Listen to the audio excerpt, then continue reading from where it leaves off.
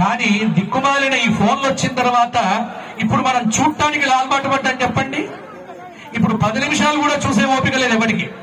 ఇప్పుడు ఏమిటి అంటే 1 నిమిషంలో అయిపోవాలి, దాని పేరే రీల్ అన్నాం. ఆ వేలు పెట్టుకొని గీకేది గీకుతూ ఉంటారు, ఫోన్లో చూస్తూనే పోతూ ఉంటారు. గంటలు గంటలు సమయం వ్యర్థంగా పోతోంది. యువత నిర్వీర్యమైపోతోంది, మతిమరుపు వస్తోంది. ఒక ఫోన్ నెంబర్ గుర్తుండట్లే ఎవరికి. ఇదంతా ఎక్కడి నుంచి వచ్చింది? మాయలో పడ్డాం, మత్తులో పడ్డాం, ఆడంబరానికి అలవాటు పడ్డాం, వరలక్ష్మి వ్రతం చేసుకుంటాం. పూజ మీద శ్రద్ధ తక్కువ, ఎంతసేపు ఫేస్బుక్ లో పెట్టాలి వరలక్ష్మి బొమ్మ. ఇదేమిటి? రీల్ చేయాలి, పెట్టాలి. ఇవాళ మన పూజ మొత్తం సోషల్ మీడియాలో ఏంటి?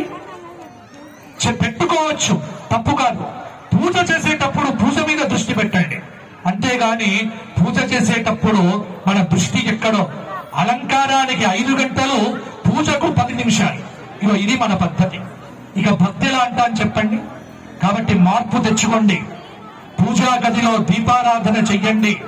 ముఖ్యంగా ఈ మధ్య చూస్తున్న చాలా చోట్ల తల్లిదండ్రులంటే గౌరవం లేకుండా పోయింది. పిల్లలకు తల్లిదండ్రులంటే ఆట బొమ్మల్లాగా ఉంది.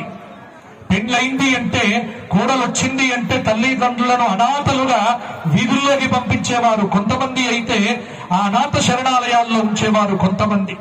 చనిపోతే ఇంటికి కూడా తీసుకురాకుండా శ్మశానానికి తీసుకుపోతున్న వారు కొంతమంది. కాబట్టి మారాలి. సనాతన ధర్మంలో నేర్చుకోండి ప్రతి ఒక్కరు కూడా. పుణ్యం అంటే గుడికి వచ్చి మొక్కడమే కాదు, బొట్టు పెట్టుకోవడమే కాదు, స్తోత్ర పారాయణమే కాదు, నిన్ను కన్నటువంటి తల్లిదండ్రులను మొట్టమొదలు పూజ